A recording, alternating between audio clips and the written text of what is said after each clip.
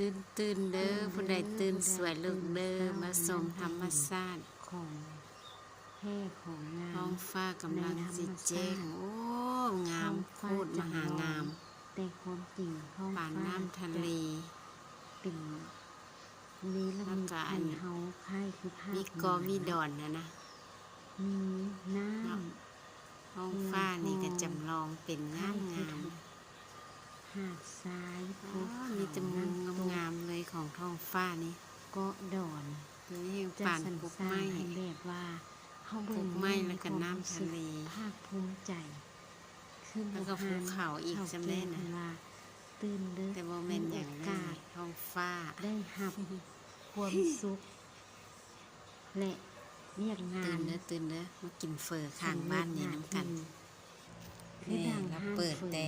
ข้างบ้านนี่5 โมงพวกนั้นเพิ่นจะเปิด5 โมงเช้าถ้าใครตื่นเด้อเนาะก็มากินดีหลายได้ส่วนหลายสิเป็นตำรวจอีก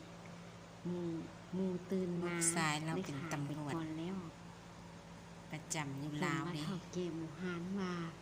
ผู้ใดตื่นเศร้าผู้นั้นจะมีโอกาสงามว่าเด้อท้องฟ้าผู้ใดตื่นสวยนี่บ่เห็นโอกาสเด้อโอกาสหายากคาดคิดว่า